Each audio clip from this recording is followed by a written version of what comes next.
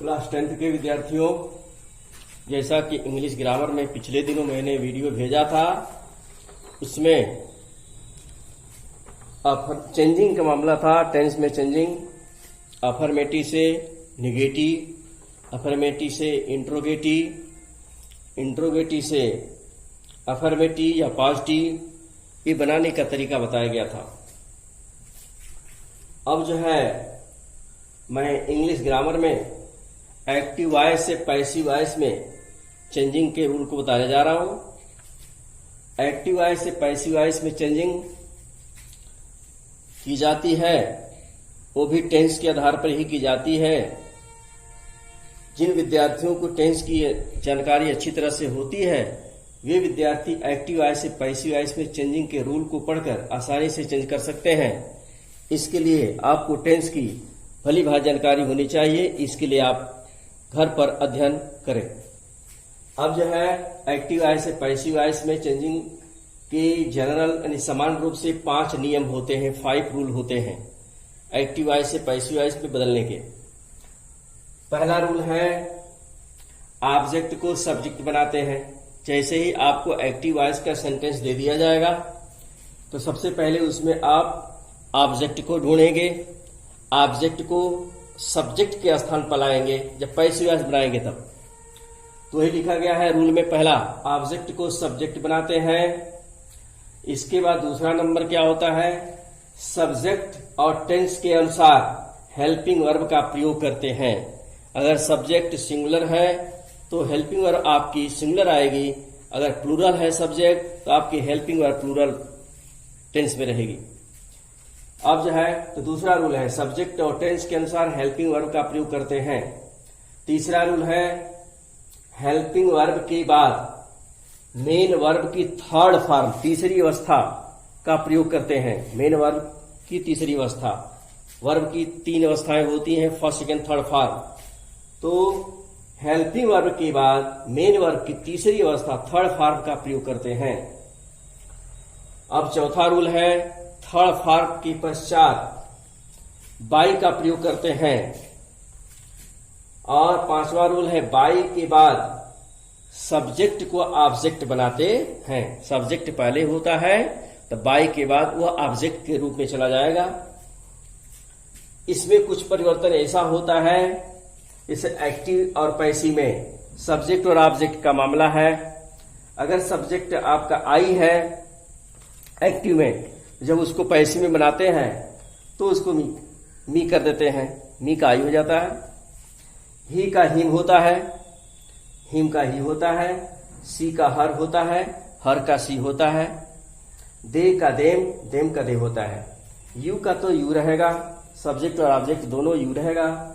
और वी का अस होता है और अस का वी होता है। अगर इनके साथ जैसे है हर लिखा हुआ है, हर के साथ रहेगा हर सिस्टर, हर ब्रदर, हर अंकल, तो हर तब चेंज नहीं होगा। तब हर अंकल है तो हर अंकल रहेगा। ओनली अकेले हर अगर शब्द है तब जाकर के यस सी बदलेगा, सी हर बदलेगा। अब इसके बाद से मैं आपको एग्जाम्पल बताने जा रहा हूं। एग्जाम्पल में पहले टेंस से मैं उठा रहा हूं। पहला टेंस है present indefinite tense. Active voice से पैसिव वॉइस में चेंजिंग का मामला 8 टेंस का होता है। 8 टेंस का एक्टिव से पैसिव में चेंजिंग की जाती है, जिसमें पहला टेंस है present indefinite tense. Present indefinite tense हर टेंस की हेल्पिंग वर्ब अलग अलग होगी। हेल्पिंग वर्ब भी परिवर्तित होती है। जो समान 5 प्रकार के नियम बताए गए हैं, ये 5 प्रकार के रूल 8 प्रकार के टेंस में प्रयोग किए जाएंगे, लेकिन केवल हेल्पिंग वर्ब बदलती जाएगी, बाकी रूल यही रहेंगे। इसको ध्यान देने की बात है। तो पहला टेंस है present indefinite tense. Present indefinite tense में हेल्पिंग वर्ब के रूप में इज, एम, आर का प्रयोग किया जाता है। सिंगुलर सब्जेक्ट के साथ इज का प्रयोग करते हैं, प्लूरल के साथ आई के साथ एम का प्रयोग करते हैं, और प्लूरल के साथ आर का प्रयोग करते हैं। अब जो है प्रेजेंट इंडेफिनिट टेंस पर आधारित कुछ एग्जाम्पल हम बता रहे हैं। जैसे पहला एग्जाम्पल है my brother sings a song. Present indefinite tense की पहचान बताई जाती है अफर्मेटिव सेंटेंस में। अगर सिंगुलर सब्जेक्ट होता है तो वर्ब में यस या यस लगा होता है, प्लूरल सब्जेक्ट होता है तो वर्ब में यस या यस नहीं लगता है। प्रेजेंट इंडेफिनिट टेंस के नेगेटिव की पहचान होती है डज नॉट या डू नॉट का प्रयोग होता है। इंट्रोगेटिव की पहचान क्या होती है, डज या डू को सब्जेक्ट से पहले लिखा जाता है। ये प्रेजेंट इंडेफिनिट टेंस के इंग्लिश सेंटेंस की पहचान है।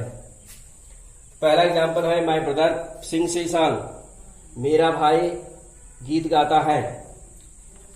ए सॉन्ग अब पैसे में चेंज किया जा रहा है तो इसमें ए सॉन्ग ऑब्जेक्ट है। ऑब्जेक्ट ढूंढने का तरीका पहले बताया जा चुका है।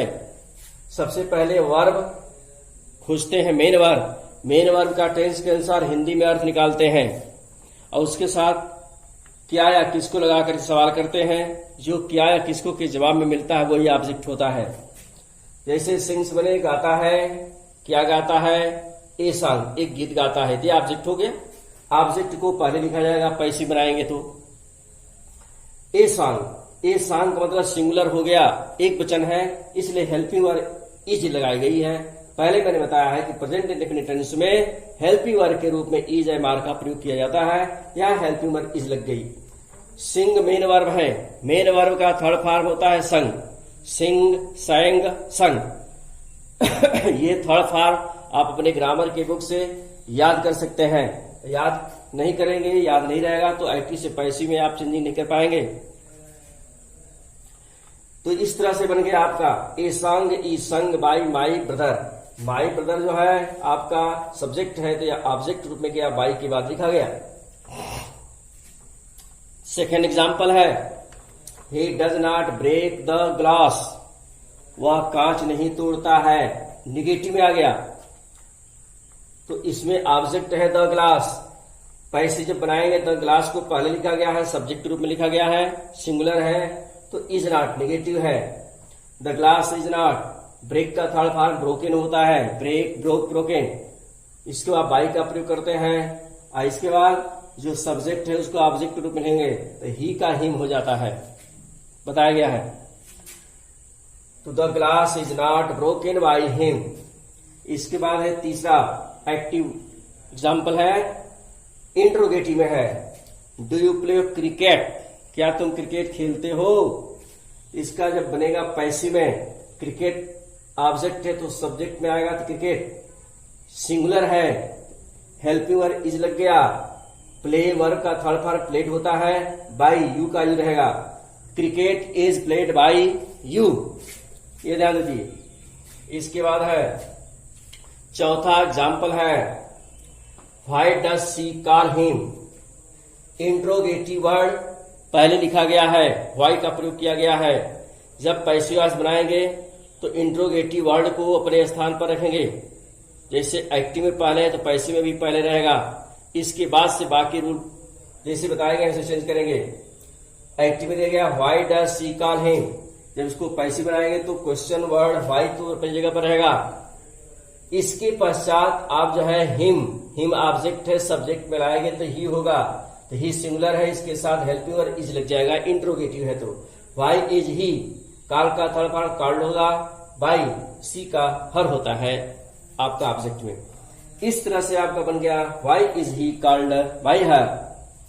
इसके बाद कुछ एग्जाम्पल में एक आध और बता रहा हूं। एक एग्जाम्पल ऐसा होता है जो हु से पूछा जाता है। हु से पूछे जाने वाले एक्टिव वॉइस का पैसिव वॉइस जब बनाते हैं तो उसके लिए कुछ अलग रूल होता है, उसको ध्यान देने की जरूरत है। उसका एग्जाम्पल में बताने जा रहा हूं।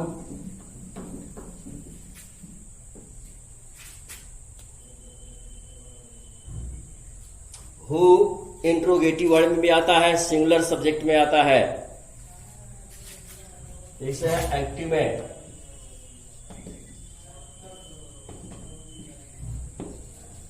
Who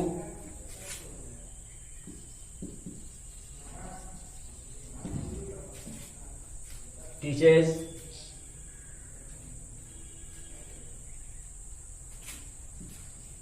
you grammar. ये एक्टिव है। जब इसको पैसिव में चेंज किया जाता है, पैसिव वॉइस में, तो दो रूल इसमें होता है हु से पूछे जाने वाले एक्टिव का पैसिव वॉइस बनाने के लिए। इसे हु का पहला तरीका है, जैसे पहले बताया गया है, ऑब्जेक्ट को सब्जेक्ट बनाते हैं। तो ग्रामर आपका यू और ग्रामर दोनों आपका ऑब्जेक्ट हैं। किसी एक ऑब्जेक्ट को सब्जेक्ट बनाएंगे। अगर यू को बनाते हैं, टेंस आपका है टीचर्स, मतलब प्रेजेंट इंडेफिनिट टेंस चल रहा है। इसके लिए आपको पहले लिखना पड़ेगा, यू जब आएगा तो डू लिखना पड़ेगा। डू यू टाट, टीच का थर्ड फॉर्म टाट होता है। ग्रामर एक ऑब्जेक्ट जहां है वहीं रहेगा, वर्ब के बगल में तो वर्ब के बगल में रहेगा। डू यू टाट ग्रामर। इसके बाद बाई का प्रयोग होता है, बाई हु का होम होता है, बाई होम। क्वेश्चन मार्क लगा देंगे। इसको एक तरह के तरीके से लिखा जा सकता है, जैसे हु को बाई होम शुरुआत में लिख सकते हैं, by home.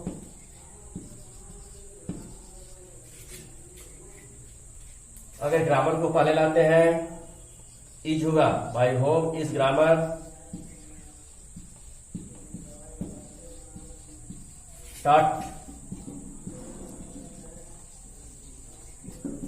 You, question mark लगाएंगे। इस तरह से प्रेजेंट इंडेफिनिट टेंस में एक्टिव वॉइस से पैसिव वॉइस में चेंज की जाती है। आप लोगों को इसका रूल तरीका बताया गया, एग्जाम्पल के साथ समझाया गया। और जो है अब कुछ एक्सरसाइज आपको भेजी जाएगी और उसको आप लोग घर पर ध्यान से अपने समय का सदुपयोग करते हुए पढ़ेंगे। हम अगली वीडियो कल मैं भेजूंगा। थैंक यू, धन्यवाद। बंद कर दो।